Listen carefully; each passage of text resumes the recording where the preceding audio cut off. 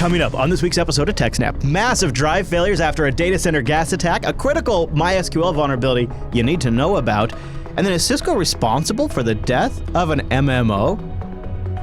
Plus your feedback, our answers, our rockin' roundup, and much, much more on this week's episode of TechSNAP.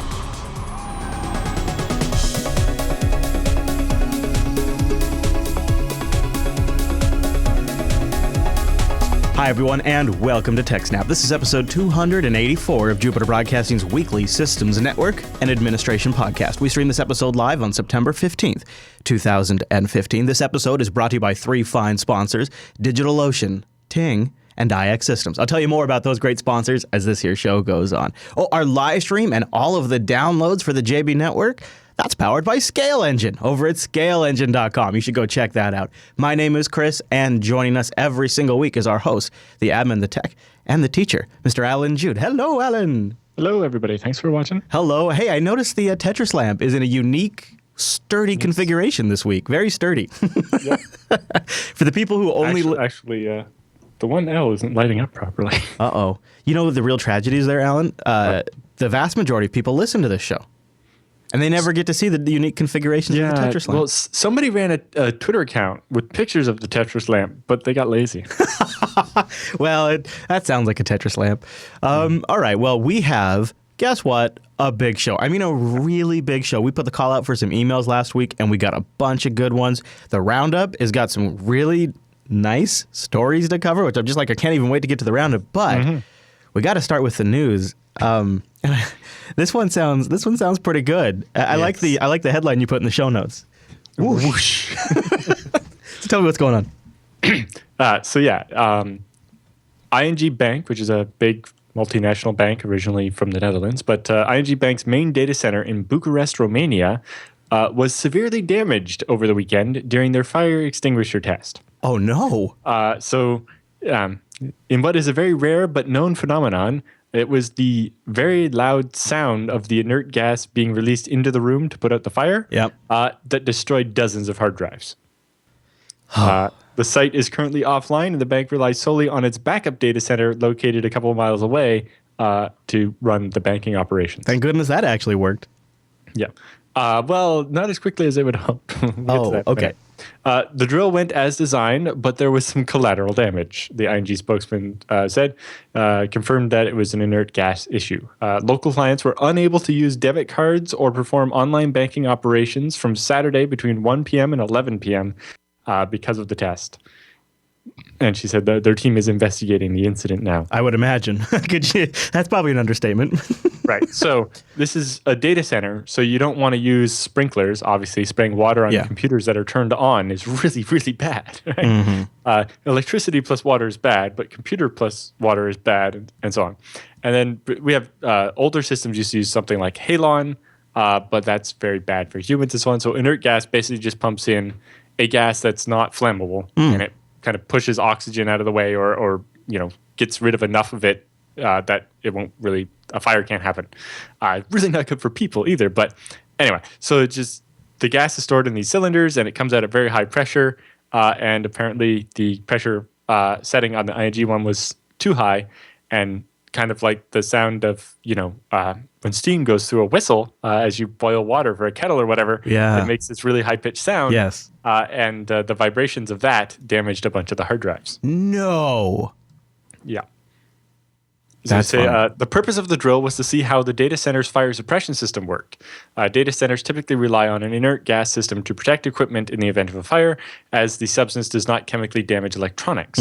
And the gases only slightly decreases the temperature in the data center rather than wildly fluctuating, which can also damage hard drives and so on. The gas is stored in cylinders and is released at very high velocity out of nozzles uniformly spread across the data center.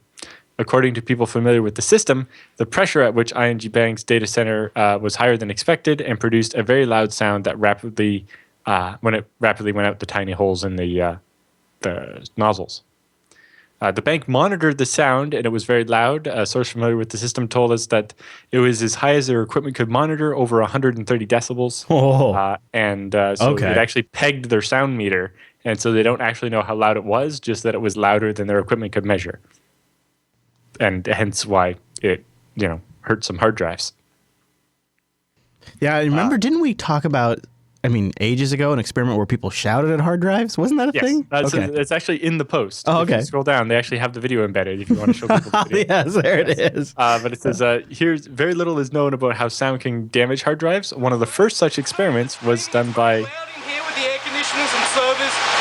This guy here, right? Yep, this Brendan Gregg, who wrote the details book. Show you straight away. So over here I'm measuring disk I/O operations broken down by latency. I've also drilled down to disk I/O operations taking at least 520 milliseconds broken down by disk. This is using dtrace so I can do performance analysis of disks. I'm applying a write workload to 2 JBODs, which are over here. The lights are blinking on these JBODs because they're doing work. What I'm going to do is not recommended. This is not supported. Do not try this at home. Do not try this at home. And he yells at the hard drive. And it's Yeah, the latency, yeah. And you can actually see it on the charts immediately when he goes over there. That's hilarious, Alan. This is not special effects. This is real. What we're looking at here is the effect of disk vibration. Vibration is a serious issue, and we can see the effect here that it's caused. You know, it makes me wonder about the racks vibrate a bit themselves all the time, and the machines. iX was going to do an experiment with that because they had a vendor that was selling like an anti-vibration rack, and they were setting up a bunch of people at iX are into playing music, so they had like the whole iX band set up in front of the rack. I don't remember whatever happened to that. That's a good idea, too. So yeah, this is Brendan Gregg who did dtrace. This experiment was done at Sun with the Fishworks, which was their kind of GUI interface to all the debugging stuff that was built into Sun. But basically, the problem there is, we yelled, it vibrated the drives, and then the head can't find the right spot, so it has to keep retrying or wait and then go back because it doesn't want to hit the hard drive and cause damage. And so it makes the drive take a lot longer to do the work. So the test Brendan did there was just a demonstration. The problem they were actually diagnosing was caused by the fact that the data center there is in the basement of an office, so it's right like at street level, basically. Or right under street level. So large trucks and buses. So they would see this spike in latency on a regular basis, but not like exactly every 10 minutes like you would expect from a computer. So it wasn't a cron job or something. And they couldn't figure it out. Eventually they tied it to, it was the bus. It would stop at the stop, and then when the diesel revved up as it pulled away, it would just enough vibration. Yeah, oh my gosh. The gosh. hard drives every time. Yeah. And of course, depending on the bus's schedule, there'd be variation when it happened. Exactly. So it was almost every so many minutes, but not quite. It was always, inexact enough because it was just the city bus or whatever. Right? I love it. Yeah. Something to keep in mind. Yeah. Researchers at IBM have also investigated data center sound-related inert gas issues. They say the hard drive can tolerate less than 1/1,000,000th of an inch offset from the center of the data track. Any more than that will halt reads and writes. Wow. That's because early disk storage had a much greater spacing between data tracks, but now we're trying to fit more and more hard drive or more and more data on the same hard drive, and so the tracks are much closer together, and the data is much more dense, and it's the tracking has to be exact, and to the point where we actually see manufacturers saying, well, this drive is guaranteed only for NASs with up to 8 hard drives. If you're going to have more hard drives because of the vibration, they want you to buy a more expensive drive that has better, anti-vibration stuff. And it makes me wonder if NAS enclosures should maybe have, if the trays should have like rubber mounts in each tray, so when you slide it in, that individual slot is somehow isolated from vibration. I had a thing like that for my server grade hard drive that was in my desktop. Yeah, I've seen it in towers. It fit in a 5 1/4 inch bay instead. Yep. It had these big rubber things that actually connect to the hard drive, and they had pipes to keep the hard drive cool. Yep. Because back then hard drives were loud. It was, and they were loud too. And there was also I had rubber mounts for CD-ROMs to help isolate some of the vibration from that too. So I've seen it in desktop PCs for a while, but you don't see it a lot in server grade hardware. I remember a friend just going overboard and like using a series of elastics to like suspend his hard drive so it wasn't touching anything. Yeah. Maybe he was onto something.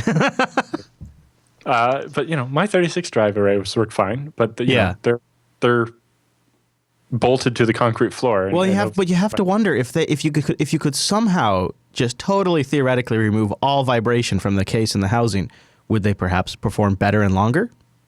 Possibly. Mm-hmm. But yes, well, it's in this case it was one big sharp vibration. Yeah, right. Or pressure wave even that really screwed things up. I mean it was off the dB meter. That's insane. The bank said it required 10 hours to restart its operations due to the magnitude and the complexity of the damage. A cold start of the system in the disaster recovery site was needed. Moreover, to ensure full integrity of the data, we made an additional copy of our database before restoring the system. So it sounds like their backup site might not have been caught up. Yeah, that's what it does sound like, doesn't it? And so they had to actually take an extra backup and make sure, re-replicate everything. Yeah. That's not also, too uncommon. You do kind of want an extra backup. If you have your 2 copies, and now this is the primary, and you have no backup, you really want an extra backup just in case. Yeah. But they said over the next few weeks, every single piece of equipment will need to be assessed because while that one hard drive in that machine might be still working, it might be about to fail because How do you know? Yeah. You'd have to start watching the stats constantly, I would think. Or you might even just proactively decide to replace every hard drive in the data center. Ooh. That could be, wow. That could be a massive, did they say how many drives it is? No. It's still being assessed in ING Bank's main data center. It's compromised for the most part. I guess it seems like the answer to this is obvious, but this would be a problem that doesn't affect solid state drives. So perhaps another reason. One wonders, depending on what the pressure wave is actually like, what does that do to fans? Yeah. Machines and other sensitive bits. Yeah. I mean, something like that. Mechanically, your big things now that are left really are just fans and hard drives. Mm-hmm. Yeah. And I guess if you had a solid state system and you ran all ARM processors or 486s, you wouldn't need fans either. Problem solved. Power supplies are always going to need. Well, not always, I guess. Yeah. I guess if it's a low enough power system, it might not. But yeah. This is interesting. I feel like we keep hearing about this particular issue in bits and pieces as people discover it and then decide to talk about it.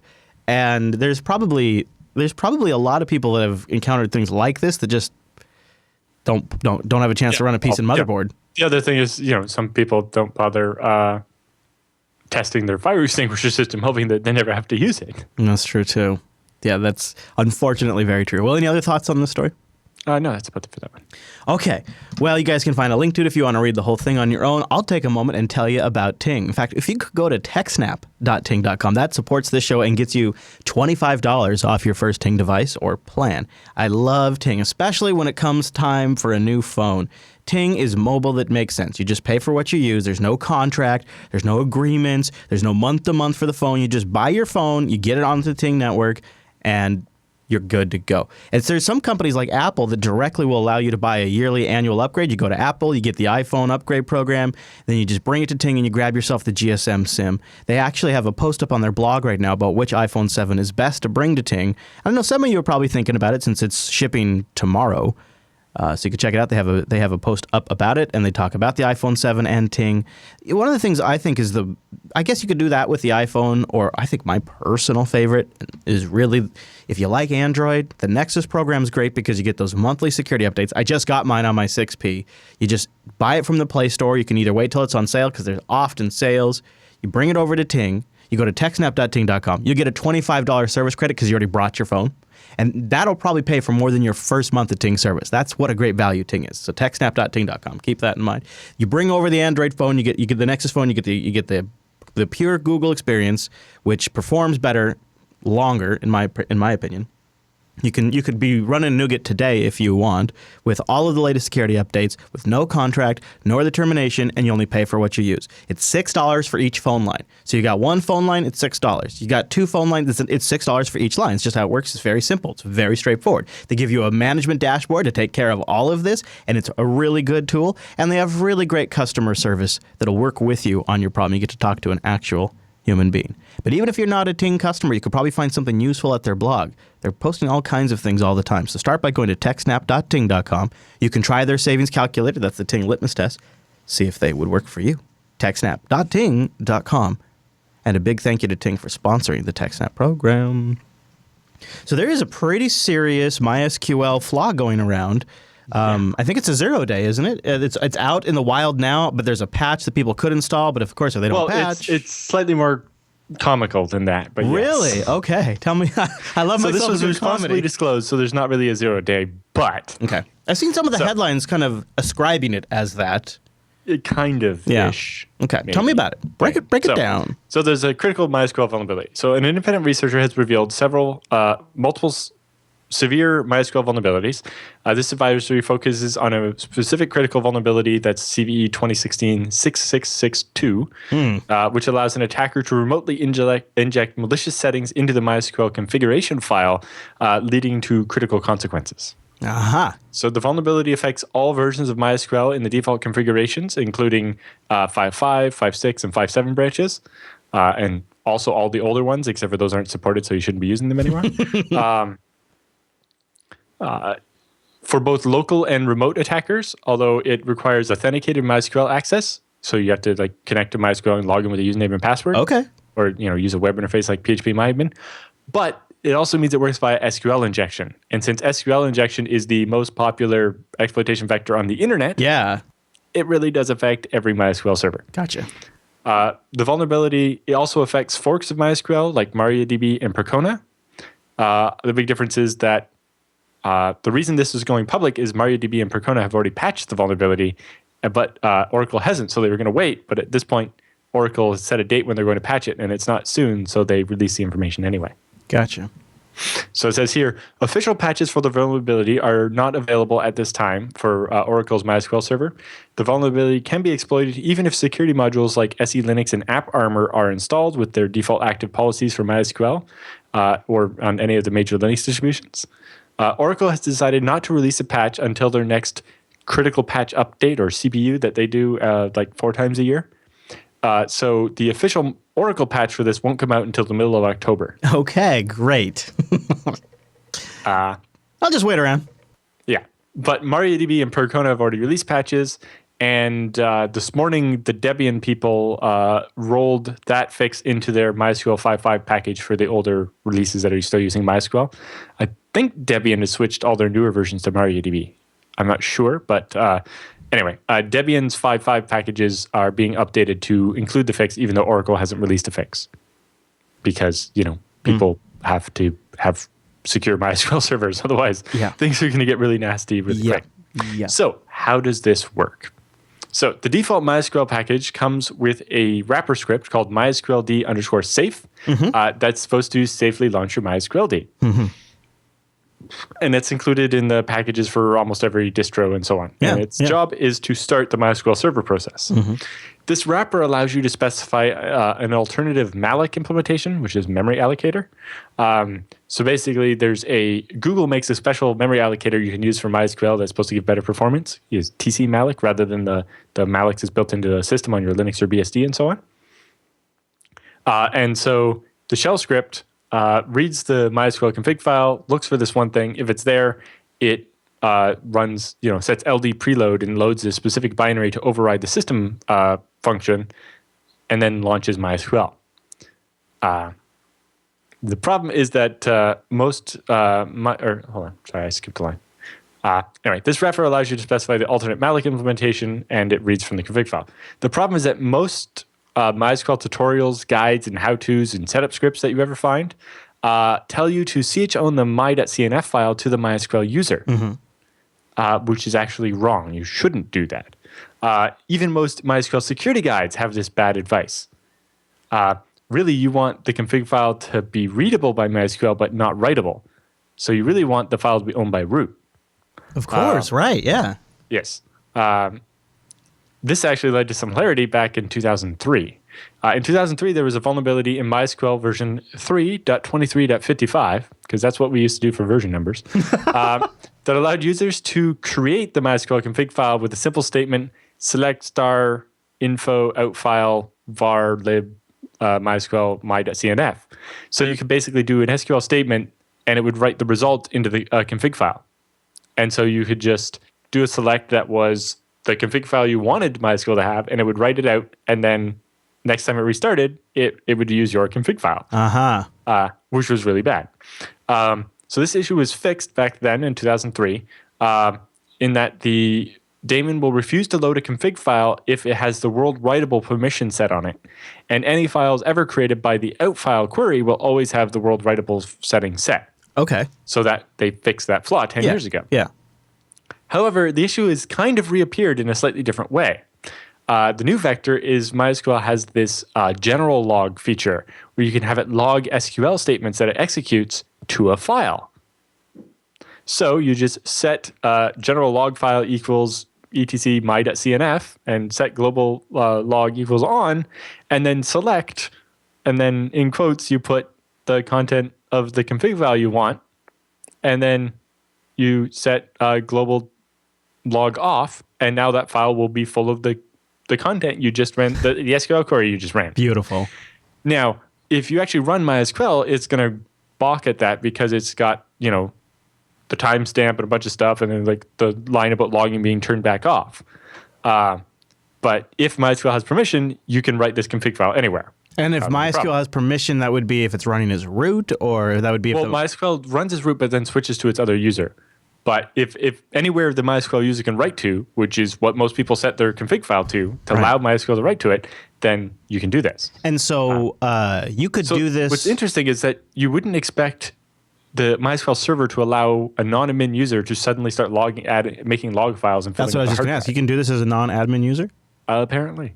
I imagine that will get fixed eventually. Yeah. Yeah. So the MySQL daemon won't actually like the config file you generate this way. But that's not actually going to stop the attacker. So here's how it works. The MySQL safe script, when it looks at the config file and pulls out that optional setting of a different malloc library, it's not parsing the whole config file. It's just like grepping for that one line. Oh. So then it runs MySQL with an LD preload saying, hey, load this other library first and then start MySQL, right? Well, when that environment's available and you load that library, that preloaded library could hook into libc's fopen call and clean up the config file before MySQL actually starts. Sure. So it can either fix the config file to just be valid with that LD preload stuff, or make it completely disappear so that an admin looking at the config file won't even notice that it was there, other than maybe the date, but they could probably also fake that on the file. And now, as root, this arbitrary binary that they've loaded is now running in MySQL. Okay, that's pretty slick. So if I compromise your WordPress, I can upload this binary into the WordPress directory, and then trick your MySQL into loading this new config file that'll load that binary, and now I'm running that binary as root on your system when MySQL restarts. So I just have to sit and wait patiently until MySQL restarts, and then I have root on your box. Now that is still predicated on the permissions being wrong on the my.cnf file, right? But they are on so many people's servers, it's not funny. Right, like you said, it's like almost the recommended config. Yeah. I don't know if it's a problem with the default packages on Debian and so on. Yeah. I know I checked my servers and it's not, but I mostly set mine up myself. So okay, so if you could somehow, though, get MySQL to restart. Well, yes, then you'd have it right away. The other thing is, it's slightly more confusing than that. The other issue is that the MySQL safe script loads the my.cnf file from a number of different locations. Oh, so it doesn't have to be an Etsy. While you've created the right config file with the right permissions, if the attacker creates a my.cnf file in the MySQL data directory, which definitely needs to be writable by the MySQL user because that's where it's going to store the database. The script might decide to use that one instead of yours. How does that happen, or in addition though? to yours. The script goes through a list and finds the first config file. I see. Or sometimes combines all of the config files in a certain order. That seems like an unpredictable mess. Yeah. So the mitigation steps they list later in the article is to create every one of those files as an empty file except for the real one, and lock down the permissions on them. Oh, interesting workaround. Yeah. But yeah, so even if you have the permissions, even if the package sets up the permissions for you correctly, if it doesn't create this dummy file in the one directory, then the attacker might still be able to pull this off. So yeah, the chat room has asked, how do you get access to write that config file? Well, if the config file lives in the data directory where MySQL keeps all its databases, the MySQL user needs write permission to that directory. You would have to separately create a my.cnf file in there and a .my.cnf file because history, you'd have to create those and then specifically chloan those ones back to root so that MySQL can't overwrite them.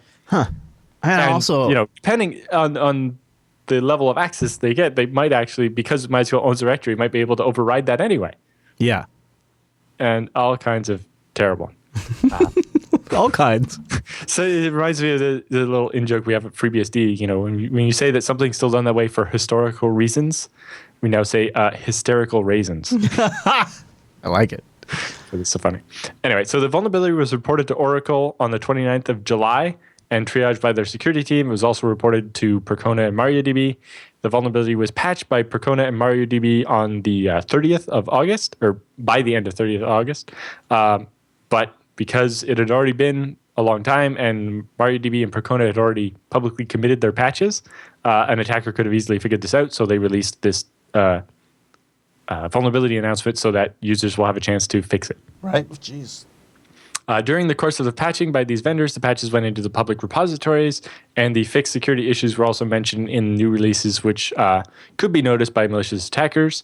As it's been over 40 days since the reporting of the issue and the patches are already mentioned publicly, a decision has been made to disclose the vulnerability with a limited proof of concept to inform users about the risk before the vendor's next critical patch update, which will not happen until the end of October. So actually, some of the references in this announcement are redacted. The more complete exploit is actually not there because they're hoping to wait for everybody to have the patch before they release that. But enough of a proof of concept for you to double check that your server is not vulnerable is included. They say, no official patch or mitigations are available at this time from the vendor. As a temporary mitigations, users should ensure that no MySQL config files are owned by the MySQL user and create root-owned dummy my.cnf files that are not in use in all the possible locations. This is by no means a complete solution, and users should apply the official vendor patch as soon as they become available. Yeah. Nice that you could do a few things. Yeah. And maybe it's a good exercise at home to check your my.cnf file and see what the permissions are. Right. And the MySQL, or if you use MariaDB or Percona, there are official vendor patches you can just install. But for Oracle official MySQL, there aren't yet, although it looks like some distros like Debian are going to push a patch into their package because nobody wants to wait till the end of October for Oracle. Well, you don't want to be known as the distribution that's shipping an unpatched version of MySQL. And of course, exactly. Yeah, boy, it's just a mess. Because who's more likely to be running the official Oracle version? Enterprises. So they're it's so stupid. It's so stupid. Oh, well, good catch. Thank you for breaking that down because it's even more interesting than I thought it would be when I had a passing glance at it. So it's a good breakdown. Any other thoughts? Nope, that's about it for. All right. Well, then let's shift gears and give thanks over to iXsystems. It is probably, without a doubt, the best possible combination of a great community, a great company, great partnerships with companies like Intel, and an understanding of how community works. They really are building the ultimate servers for just about any damn open source workload you might have. They've really been cranking out some really cool products recently. Check them out at iXsystems.com/TechSNAP. I feel like I should probably give mention to the new FreeNAS beta because I think we mentioned it like 3 weeks ago or something like that. And now look at that handsome screenshot they got on there. That is a good looking new UI they've whipped up for this thing. They have the brand new UI. They've got plugins that are powered by Docker, which is pretty cool, like a new extension system, which is going to open up to a whole bunch of new software to be able to run containers right there on your FreeNAS rig. So if you're curious, check out the FreeNAS beta. And yeah, iXsystems, the folks behind FreeNAS and of course TrueNAS, is just part of their huge investment in enterprise storage. iXsystems.com/TechSnap. Speaking of enterprises. Yes. Have you seen their iX rack? Yes. Setup? The IX. Where do I go? Is blog. it servers? IX rack. Yeah. Yeah. I know it's on the blog too, but the product page is super slick. Yeah. Gosh, I don't even have a need for it, and I want it. If you want, if you've been looking at, moving stuff to the cloud, but realize that it's quite expensive, and in particular, the bigger problem you usually have with moving all your servers into the cloud is that, well, people at your office need to access the stuff on the file server, and your internet connection is only so fast. Yeah, no kidding. So having this stuff on site means much faster. So how do you have both? Well, the iX rack is a solution. You basically buy this thing, and it can. They have smaller than a rack versions of it if you don't need a whole rack. But the idea is that within one rack, you have everything you need to have basically your own Amazon cloud, right? You got TrueNAS for big storage with redundancy. You can get the multi-headed version so that it has high availability, and then you get a bunch of high-end Intel boxes to run your VMs on. It can run VMware, KVM, Zen server, or Kodak data.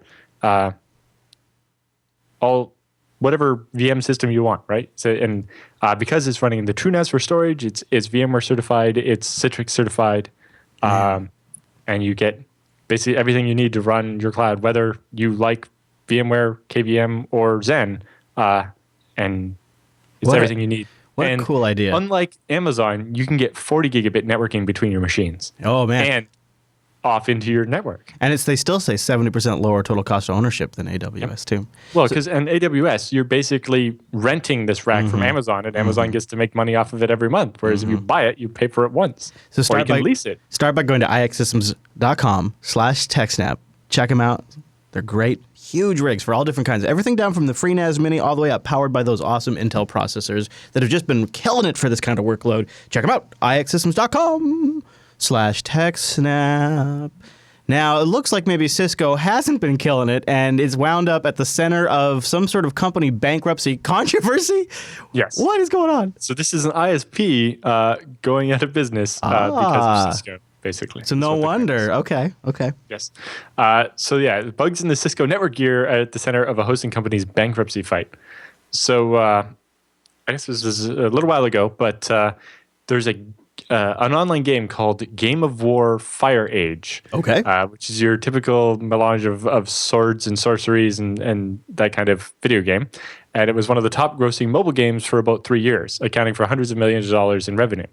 Its publisher, Machine Zone, was furious when the game servers run by the hosting company PeakWeb kept going down, in particular when they went down for 10 hours in October.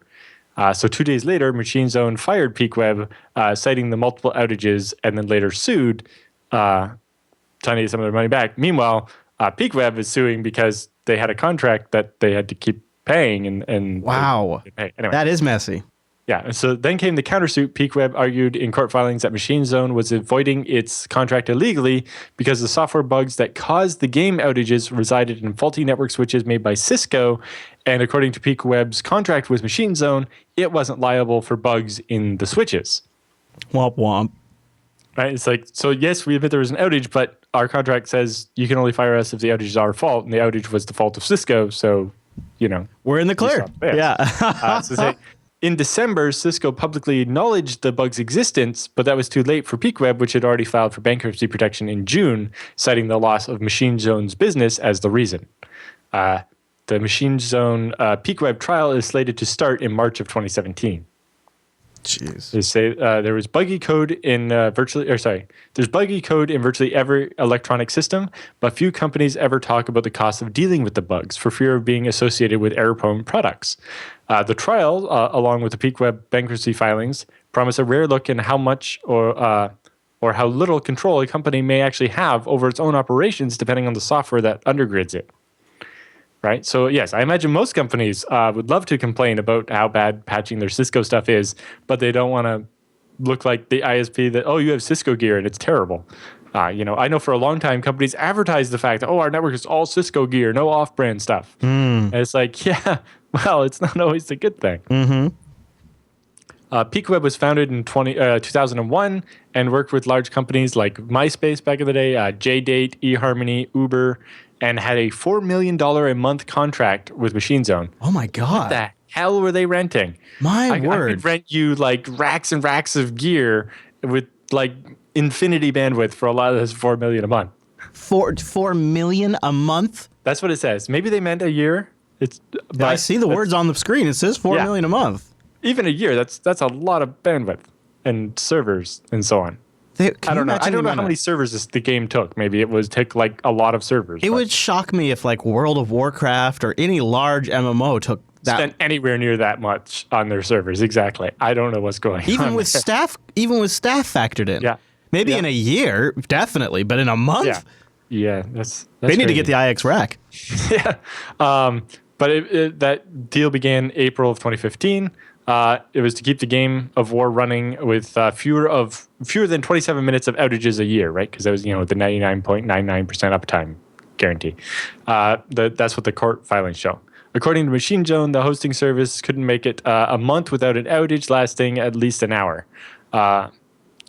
They had one in August of that year that traced to faulty cables and cooling fans. So, that one actually seems like they couldn't blame that on someone. Don't buy cheap cables. But they say Cisco's networking equipment became a problem in September, says a person familiar with their operations who requested anonymity because they're discussing a lawsuit. The company's Nexus 3000 switches began to fail after trying to implement a routine computer-to-computer command. And because Cisco keeps its code private, PeakWeb couldn't figure out why it was having this problem. Is that like code for because it's not open source, they couldn't audit it themselves? Yes, although I don't know that PeakWeb really had the ability to do that. Yeah, that's a pretty big assumption to just assume you could dive into Cisco's iOS code and have any idea what the hell it is and what you're doing. Well, I think in particular, like they with these Nexus and so on, you don't even get like a command on it where to check the amount of free memory and how the CPU is doing or something. I don't know. I'm not that familiar with these high-end switches because I don't bother. The person familiar with the situation says Cisco denied PeakWeb's request for an emergency software fix, and as more switches failed over the next month, the hosting services staffer couldn't move quickly enough to keep the critical systems online. Finally, late in October came the 10 hours of darkness. 3 people familiar with PeakWeb's operations said the lengthy outage gave the company time to deduce that the troublesome command was reducing the switch's available memory and causing them to crash. The company alerted Cisco. Machine Zone's attorneys wrote that PeakWeb has aggressively sought to place the blame elsewhere for its failures, and then it came to preventing downtime. Later in December, after the company had already lost the customer, Cisco confirmed PeakWeb's analysis and that it had replicated the bug in its lab and issued a fix. So PeakWeb then included that in their evidence, saying, well, look, Cisco's admitting it was their fault, so you can't say that we were deflecting blame to Cisco because it was actually their fault. They say network equipment such as switches and routers, which carry the world's internet and corporate data traffic, tend to be especially difficult to fix with software patches. In particular, some of these Cisco switching setups, you have to upgrade all the switches at once. And so how do you have high availability? Because I guess thinking back when we had a few core Cisco switches, there were a few times we shut down. We just told everybody, okay, 3 o'clock, we're shutting down the network for a half hour. Right. And, planned maintenance is one thing, although this one seems to be... Nobody liked it, though. Both. Yeah. But these ones seem to be mostly unexpected, though.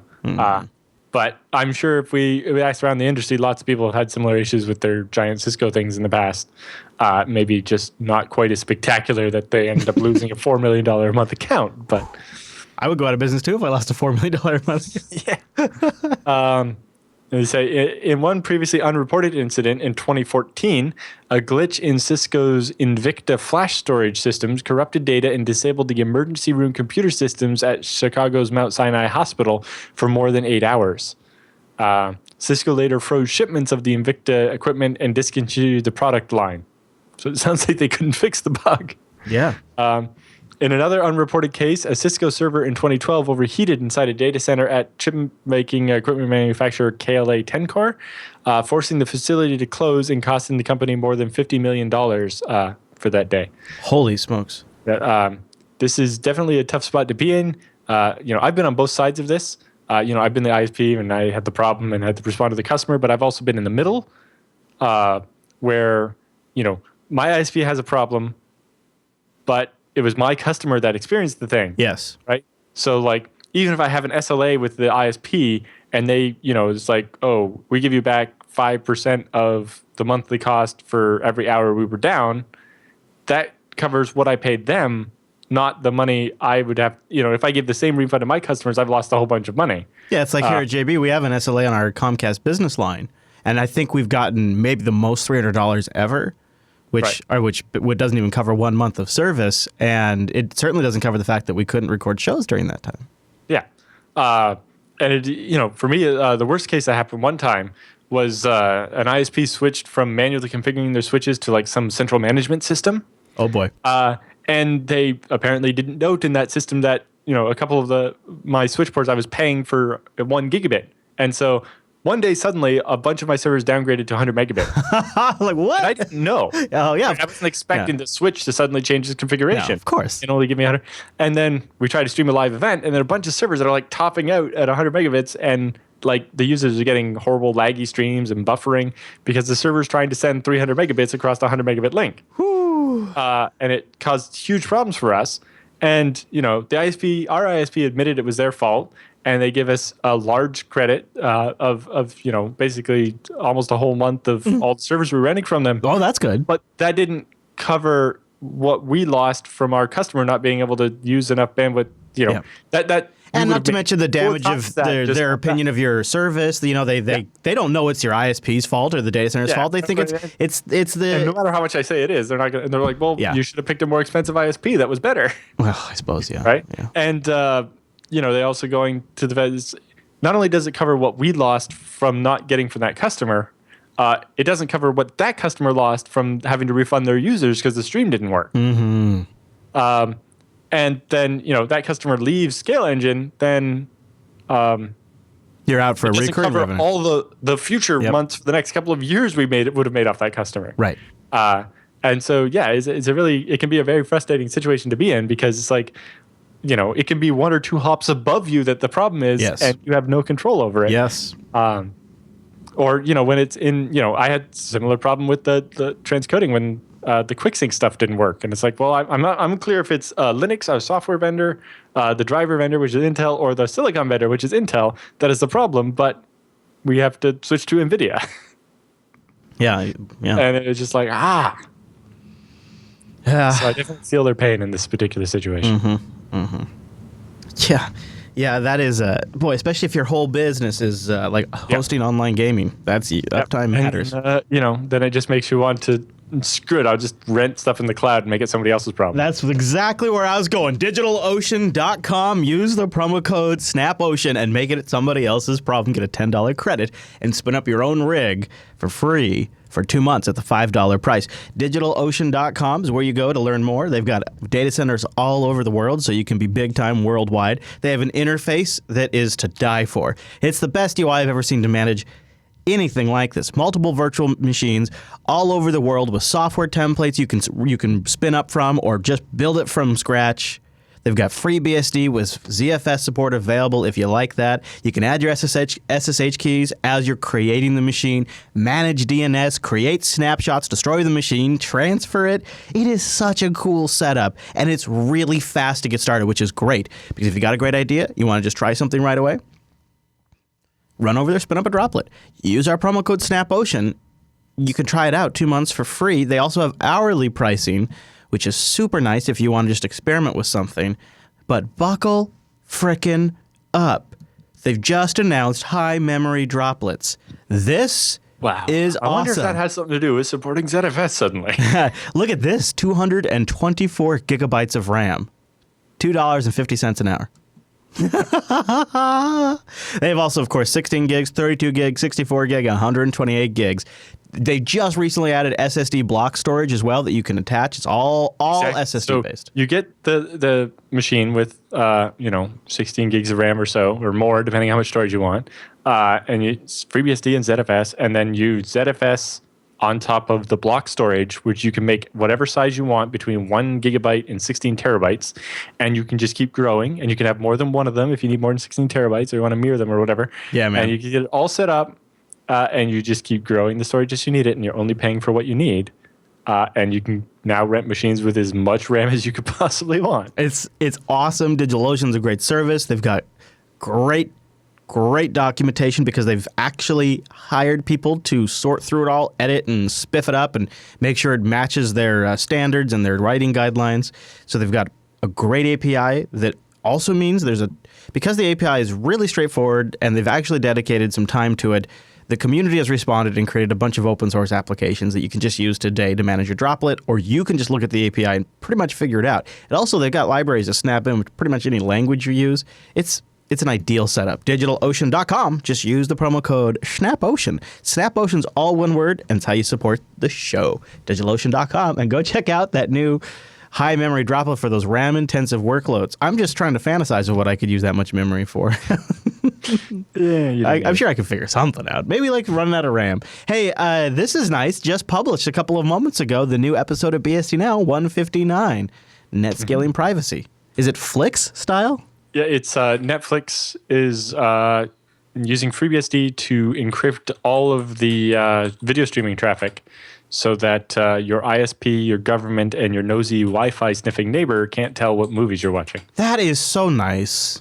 That sounds like a fascinating episode too, Alan. I will definitely. Well, in particular, it's about how they modified the FreeBSD kernel to make it fast enough for it to actually work. Ooh. Because there's like between in 2012 when they started with the Open Connect appliances at ISPs, they could get 8 gigabits out of a single box. Okay. Now their top end all SSD boxes can push 90 gigabits a second. Holy crap! If they suddenly have to do all the encryption in software, it gets a lot slower.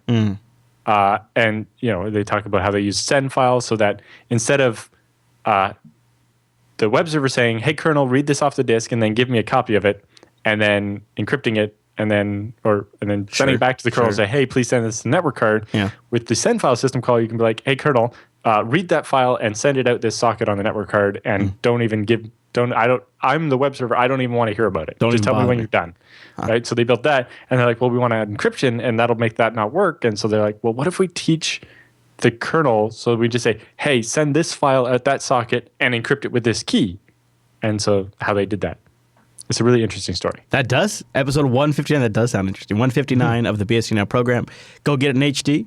That way, this is about the halfway mark of the show, so you get more Jude right as we wrap up BSD Now, episode 159. And with our news all done, that means it's time for the TechSNAP feedback.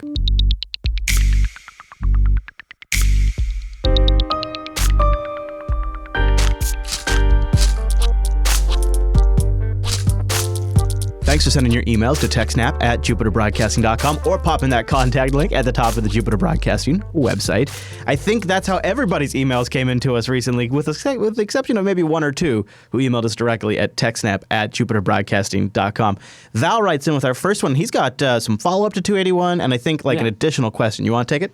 Yeah, right. So, he wrote in episode 281, and he had his ES6i virtual machines that were FreeBSD and Linux VMs, and they were really slow talking to the FreeNAS Mini he had over NFS. And or she. At least Val could be a she. That's what he thought the issue was. Yeah. So said, Alan had recommended I move my NFS shares over TCP and possibly play with the R size and W size settings to get the performance. So he looked at that, but found that he was already using TCP, and that R size and W size don't really make a difference in that case. Okay. So he didn't have to make any changes there. Okay. He said, Alan also recommended I perform some tests using DD to test the copying files from the NFS share, but writing to dev null instead of the hard drive to eliminate. So you were actually benchmarking the right thing.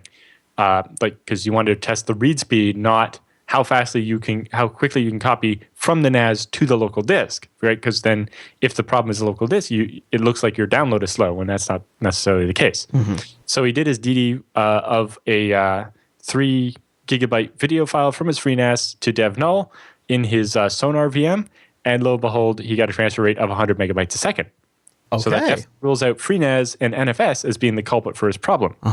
So he then performed the exact same test. This time only the source of his file was reading the 3 gigabyte movie file from the VM's local disk. And lo and behold, DD states the file transfer rate was only 30 megabytes a second. So, holy crap, only 30 megabytes a second from a local disk. What the hell's going on? Yeah. So fast forward a few days later, after research and pouring through various forum posts, I finally was able to narrow down the cause of my headache. Back when I bought my VMware server, I ordered the add-on Dell SAS 6/IR RAID card adapter and neglected to do any research on that specific card when running with VMware ESXi. Turns out that RAID card is a non-battery backed variety, and as a consequence has the write back cache permanently disabled. Because combine a non-write-back cache RAID card with ESXi, and you're looking at miserable disk performance issues because it's doing a sync after each one. And as per the various forums, validated my answer to a search. So now I'm on the market for a PERC 6i with a battery to replace my existing piece of crap RAID card. But at least now I know that what's going on with my server issues.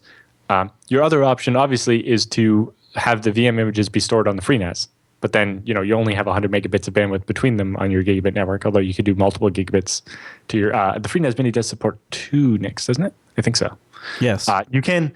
I know with the FreeNAS Mini XL, there's an optional upgrade to get a dual-ported 10-gig NIC, if that is an option you want as well.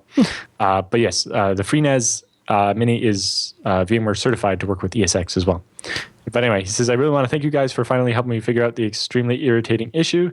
Your show and really the entire network provide both entertainment and value informing us and the IT folks. Keep up the amazing work. Thanks, Val. So the interesting thing there is when you do a benchmark, this is advice from Brendan Gregg, who you saw shouting at servers earlier. When you do a benchmark and you get the result, the first thing you do is ask why. Yeah. And then you ask why, and then you ask why, and then you ask why, and then you ask why. And so it's like, why am I only getting 30 megabits a second? It's like, well, let's first see, was it the network? Nope, the network was fine. Is it the local disk? Oh, okay, it was a local disk. Why? Oh, the RAID card is doesn't have a write cache, and so it's waiting for the disk to acknowledge each individual write of an individual sector, and the disk can only do that so fast, and the latency, that means we're limited to this many IOPS, no matter what the disk size is, and quickly it all goes to hell. Yeah, and it's nice. That's a pretty solid follow-up as well. So I'm glad we could solve. I'm glad we could identify the problem. Too bad we couldn't solve it with just a setting. But got Val pointed in the right direction. Exactly. Jacob writes in. He says, "Hi, Chris and Alan. Thanks for the great show. I recently became a patron to support the show." Thanks, Jacob. We really appreciate that. I have a question regarding my home network VLAN setup. I have a reasonably configured home network: Ubiquiti UniFi gateway, 2 UniFi switches, and a UniFi wireless points and cameras. I have a VLAN configured, and different devices connect to different VLANs, e.g. servers run on VLAN 10, work computers run on VLAN 20, other home devices run on VLAN 30, etc.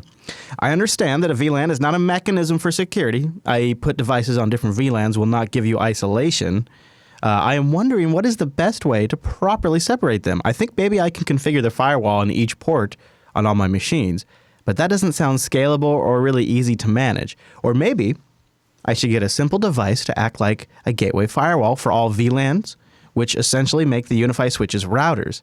But that doesn't sound right either, as I have 2 ports on the same switch running the same VLAN. Then my solution will require lots of firewalls and ends up becoming unmanageable once again. I see lots of people are talking about VLANs and how VLANs bridge security and isolation. So I feel like I may be missing something. I don't have any VLAN security configuration experience, so I'm keen to understand how to properly set up security between VLANs.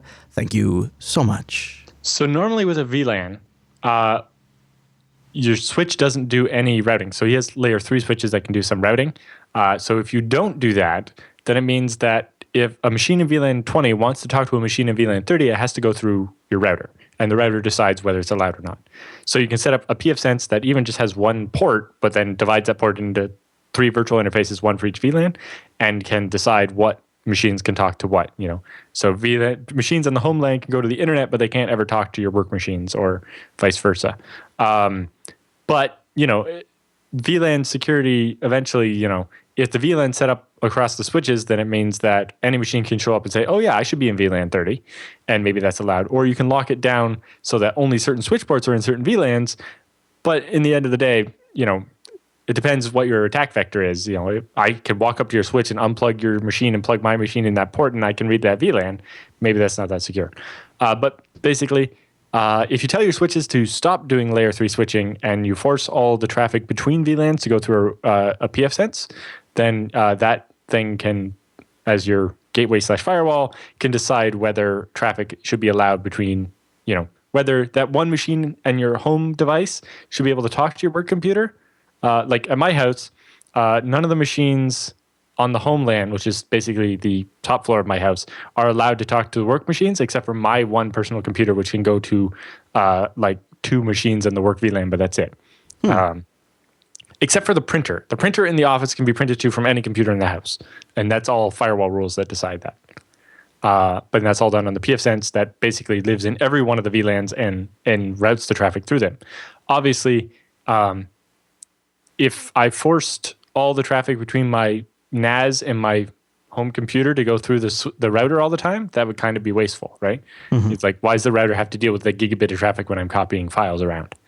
And so it comes down to that. So yeah, if you use dumber switches or turn off the layer 3 setting in your switches, then the gateway will, each machine, when you're talking to an address that's not in your subnet, you always go through the gateway. Now, in your case, it sounds like the gateways might be on your switches, and your switches are allowing the traffic between the VLANs. But you can do that with your firewall-site gateway, like pfSense, but you don't need more than one. You can have just one, and it just lives in all the VLANs and does the right things. There you go. Very nice. And if you want real security, then you have to use IPsec, and that gets really complicated. And it does sound like he's, I like that the Ubiquity setup, once you get it all working, can be a really nice setup for people. So it sounds like he spent some time getting it dialed in. Dean writes, probably could do it for less money. By I was going to add that, but but it does work and people love it. Good, so, and also an employable skill too to pick up. Dean writes in, ZFS versus all of the others. Hey guys, love the show. I'm about to embark on a battle trying to get an iX rig, a Z30, in my environment. Awesome. We have a larger IT overload that likes the standardized, quote unquote, on production rigs. We have an EMC VNX now, and they have put forward Hitachi and NetApps as preferred solutions. I've also seen new products like Reduxio at reduxio.com, and there is lots of misinformation as to the features of all these different products. I like the idea of ZFS because it seems to be transparent as to the features it provides. NetApp claims to have block checksums and links us to that, which seems confusing because I was under the impression that ZFS was the only file system to provide this. Are there checksums built on top of? Well, and they also, he's making the assumption that they could be doing some sort of third-party cron job that goes through and just... Right, well, their checksums are in the metadata somewhere. If I'm not mistaken, the one thing I knew about, so the NetApp storage file system originally, way back, it started from a fork of FreeBSD's UFS file system. And so it can only do 255 snapshots rather than an unlimited number, because they basically just have a bitmap that says whether or not each thing is in each of the possible 255 snapshots. And so that has some advantages in that having one snapshot or 255 snapshots doesn't make a performance difference, which it doesn't in ZFS except for when you're trying to list the snapshots. But yeah, so the NetApp is okay, but the ZFS is better, and if it costs one less zero, then it seems like pretty obvious. I would actually... It's great to standardize, so just convince him to buy 4 Z30s instead of 1. He says, I read the server guide for your boss, which works great, but I will need to convince not my boss, but the larger corporate server group, so I'll need some technical firepower. I would bet if you called iX, you could get a good conversation going. That can help. The other one, some of these, these corporate server group guys get so entrenched. It's like, how have you not heard about ZFS and that it's like the awesome sauce? Yeah. Send him a video of me. Yeah, just send him an episode of TechSNAP. There you go. Well, I was thinking more like the ZFS talk from BBSD. There you That's go. a very good introduction. That one kind of assumes you've heard of ZFS and used it once or twice, and now want to know what more can I get out of it. That might be useful. Yeah. I would also, one of the things you could mention, so if they like to standardize on things, the nice thing about standardizing on a ZFS-based product is you have some flexibility there. It's a standard file system that you could plug into lots of different types of systems and recover data from, or build, or migrate, or move to. It's not a proprietary, locked-in, vendor-controlled solution. Like if your iX rig dies somehow or something, you can import that pool on Linux, on FreeBSD, on Solaris, on a Mac if you want. ZFS is ZFS is ZFS, basically. OpenZFS is OpenZFS is OpenZFS, but because Oracle has their weird version of ZFS that's not the same anymore. But you get the point there. Gives me the shakes. I had another point. ZFS. The other thing I guess I would mention, and this is, I guess not a huge technical point, the Z30 is VMware certified and Citrix certified and a bunch of other stuff. So it's fairly standard, right? Like it's not, just somebody cobbling together a free NAS to put into production at your enterprise. It is a recognized certified configuration. If you want to talk about value, one of the big value points of going with a file system like ZFS is it means that your technicians or the people that need to learn how to manage it can install it on their workstations or in a VM or on a computer on their desk, and they can get real hands-on experience with something that actually applies to the central storage of their network. You don't have to go buy another multi-$1,000 box to try this. You could throw it on a spare laptop and just play with some of the features. I don't think there's a NetApp for less than $50,000. So that is when what you have to do is challenge their definition of standardizing on things, because there's an obvious advantage to the company. There's an obvious business advantage if you frame it correctly and think about some of the advantages it has when it's something that's it's a common technology that's an industry-wide standard that you can implement on all kinds of systems. The kind of training and flexibility and future growth paths that gives you is huger than one single vendor's temporary solution where God knows how they've implemented checksums or God knows how they do this or that. Black boxes are not big. I'm not big on black boxes either for that stuff. I never really thought about how much value there is in the fact that you can have your technicians play with ZFS on their laptop to learn it. Well, with the NetApp, it's like, well, we have the one NetApp and nobody gets to play with it. Yeah. And not to mention, you could then eventually start using it on your other servers that aren't the central disk, and that it could become a standard you use across the entire enterprise. So there's your standard. Franco writes in with Puppet versus Ansible. Love the show, and I listen religiously. I heard you need questions, so I thought I'd give you one. I've heard a lot of ruckus about Puppet being replaced by Ansible and have done a deep dive into both. I was wondering, since I seem to remember that Alan uses Puppet in his deployments, what's his opinion on each, and what are the benefits that keep him on Puppet? Thanks. Franco. Currently, I stay on Puppet because I haven't managed to change. It's working. It's working. There's a research project that's going on at work right now is looking at Salt or getting to a newer version of Puppet, which has always been a pain in the past, and we expect to be even bigger because Puppet 4 changes everything.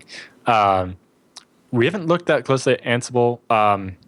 Ansible's quite a bit different layout. Like, it's all about pushing commands into a server and then it does it, whereas Puppet's more of comparing the server against the manifest and then making the changes required to get it into spec.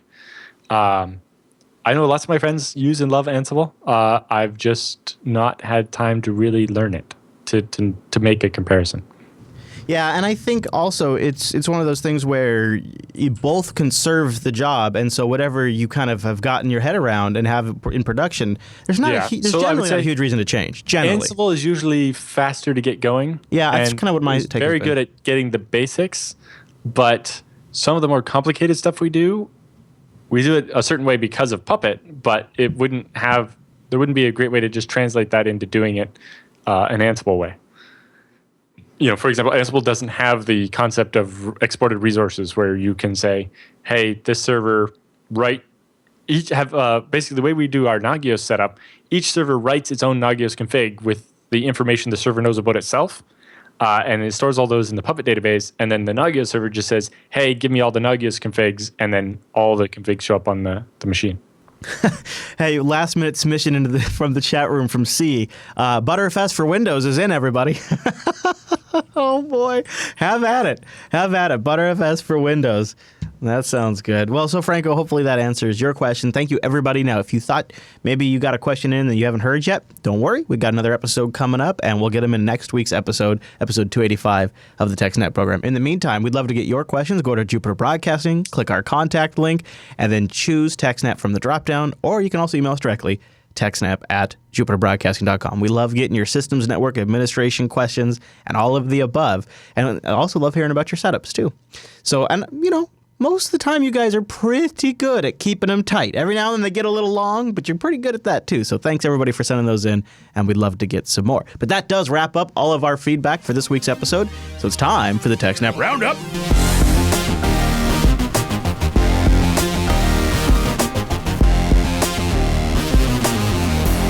Welcome to the TechSNAP Roundup. Yeah, that's what that crazy music means. Now, the Roundup are stories that didn't fit at the top of the show, but we still want to give you some links to read up on your own after the show. And some of these links came from our worldwide intelligence network at techsnap.reddit.com, like I believe this first one. So Yaume, I think is how you say their name, apparently has been discovered to have the ability to install any app on your device remotely. I guess this came up in a support forum asking about the purpose of the Analytics Core app on one of the phones. After getting no response, a user reverse engineered the code and found the app checks for new updates from the company's official server every 24 hours. While making these requests, the app sends the device identification information with it, including the phone's IMEI, model, MAC address. I don't know what the NONCE is, the nonce. I'm not sure what that is. It just announces just a random number, basically. Oh, okay. And the package name as well as a signature. If there's an updated app available on the server with the file name analytics.apk, it'll automatically get downloaded and installed in the background without any user interaction. So anything named analytics.apk. And, of course, the question goes, what about if you're doing DNS spoofing or something like that? And maybe the announce helps. Maybe it doesn't. Yeah. Not necessarily the kind of news the Android like to hear. experience is supposed to nag you and allow you to choose to install the updates, not just have them silently upgrade. I also read this week that Samsung will be pushing out an over-the-air update to their Galaxy Note 7 devices that haven't been returned to automatically limit the battery charge capacity to 60%. Oh, well, originally I heard it was just going to make them stop working. Yeah, that was a rumor. They actually decided 60%, and I gotta wonder, like, is that a prompt that the user will get to install, or will that just install in the background too? I wouldn't want to install a patch like that. Of course, right. Although that you're supposed to return the phone and get a new one that doesn't have the problem. But okay, so this is a great one. It's got a great image, and I think it's about a paper. It's covering a paper that was released. Correct? Tell me about this roundup item. So this is Nully the Elephant from Bug Bounty HQ, and this is a quick paper about typical attacks that this researcher finds have proved successful throughout his bug hunting. So basically, if you're interested in hunting for bugs and doing bug bounties, he's actually got a post up here about the null dereference type one that he sees all the time that you might have some success with to actually hunt bugs. Huh. So it actually is all the information you need to see what happens when you try to send a user with the first name of null and the last name of null and so on, and see what happens.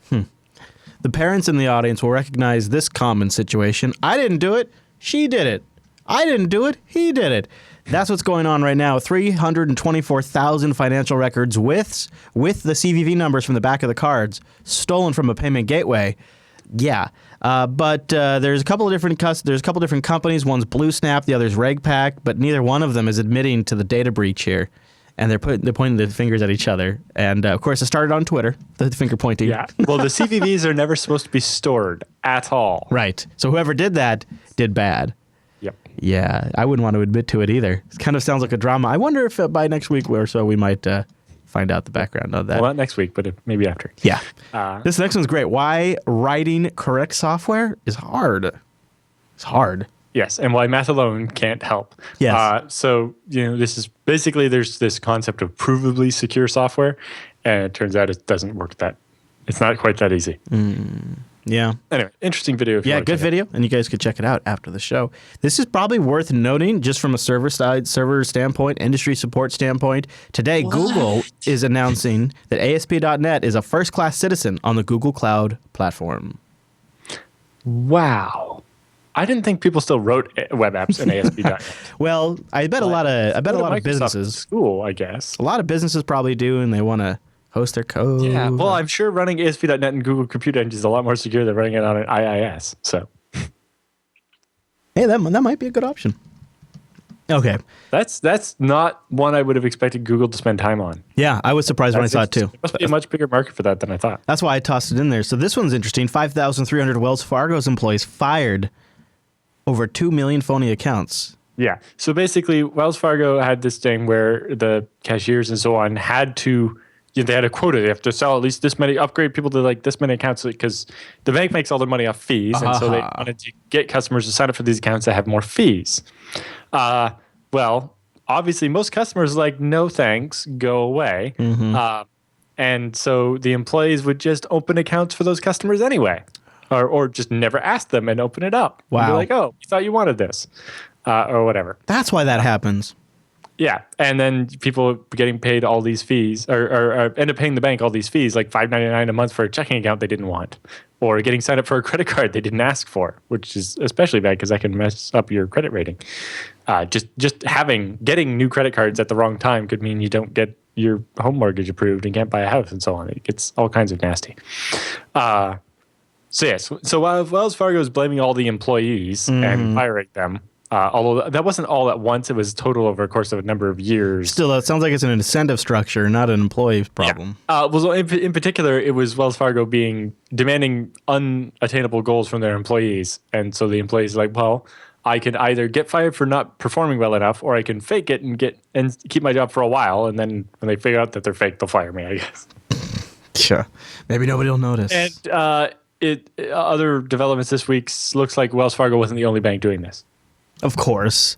Yeah. It's good to think about, though. It's good to be aware of it. This next one, here's something you need to be aware of according to the FBI director, your webcam. He covers it up. He says there's some sensible things you should be doing, and that's one of them. That was on Wednesday. He says you go into any government office, and we all have little camera things that sit on top of the screen, he added. They all have little lids that closes down on them. You do that so people who don't have any authority don't look at you. I think it's a good thing. Sure. You mean like this? Where'd Alan go? Where did Alan go? Yeah, a cover would be good too. Yeah, it's built into my webcam. Yeah, that's becoming more and more common thanks to people like James Comey. Well, it's because if you put tape over it, when you actually want to use it, then you have all this sticky crap on the lens. Yeah, right? yeah. Like putting tape over your webcam looks fine, or it works fine. But if you actually need to use the webcam on a regular basis, you want something closer to a lens cap, right? I think some of the irony here, though, is we have had stories on this show about the FBI hacking using people. the webcams. Yeah, yes. yeah. That's the irony of the story. That's one you got to think about, I guess. Okay, and then there's other people who are like, I will gladly trade my privacy for a working driver for my webcam under Linux or BSD or whatever. True. Yeah. This is very true. Datanauts exploring LinkedIn's Open 19 rack standard. Yes, so this is actually a different podcast. Dun, dun, dun. Called Datanauts. Datanauts. I've never listened to it before, but they seem to have an interesting topic that week. So yeah. Episode 50 might be worth a listen. The Open 19 rack standard. Yeah, I don't know why LinkedIn is like they're trying to be Facebook, but it might be because they're now owned by Microsoft. There could be something there. I think this project would have started before that. Yeah, you're probably they were right. Just trying to be a Facebook. The big difference is that 19 inches is the standard rack size, where Facebook made their own special that required different actual racks, which is never going to catch on, right? Like if I'm building a new data center, I want to use racks that no standard server will ever fit in, only the special Facebook servers. No. Even if the hardware is all open, it doesn't really help me if I can't buy something off the shelf ever. Yeah. Yep, I agree. Pour one out for libtiff. Yes. Apparently this is interesting. So libtiff is a very important library that's used all over the place. Almost every Linux computer, I'm sure, has this installed because it's required by a bunch of graphical tools that do things like make websites work. And so they had a libtiff.org domain for a while, but then one day it just stopped working because the person who owned it didn't renew it and it got swatted or whatever. And so they moved to this other one. What was the domain? I just closed the tab. Remotesensing.org, is that it? Yeah. Remotesensing.org had been the official domain of the site for quite a while. A couple weeks ago, that one dropped off the internet and is now some company trying to sell you satellite. Oh, no. And so there's no official site for libtiff anymore at the moment. And the mailing list is like, well, there's this other mirror that's left with a different random name. It's like we could use that. And it's like, well, you guys really need to get a domain sorted out. Yeah, seriously. It's like they don't cost all that much money. That's pretty funny. That's too bad. Yeah. osgeo.org is like the remaining semi-authoritative mirror for this. And it runs Apache 2.2 on Debian. So. Okay. All right, okay. Come on, guys. Come on. Yeah. We're going to end the roundup on a couple of tweets. This first one really made me smile. I guess this is from @SubT, Casey Smith. It is, we covered some of the hacking stuff he's done before. Yeah. The reverse engineering stuff. So a true vendor call, he tweets. This is the true call. Our software protects you from Buffalo overflows. He says, excuse me? What? Buffalo overflows. Okay. And he's got a great picture of buffaloes falling off the side of a cliff. Buffalo overflows, Alan. So this is what happens when the salesperson thinks they know what they're talking about, but really doesn't, right? They've read some literature and they're just spouting what they read, right? Buffalo overflows might be my favorite, though. Yes, our software protects you against Buffalo overflows. Don't worry about those buffer overflows. That's not a big thing. The Buffalo overflows are the things you have to worry about. It's written in C hashtag. This is definitely. Oh, that's another great one.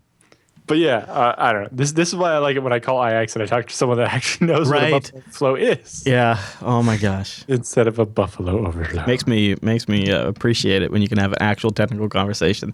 Cory Doctorow has our next tweet: how not to keep your wire cutters from being stolen. Hashtag 5 years ago. Yeah. So this is a picture of a pair of wire cutters secured by a cable to the floor or whatever. Secured by, you might say, a wire. Yeah. In such a way that it would be very easy to use the wire cutters that are being secured to cut the cable that is securing them and then walk away. Oh, that's precious. That is so precious. That's such a metaphor for so many things in IT sometimes. That's a good one. It reminds me of when we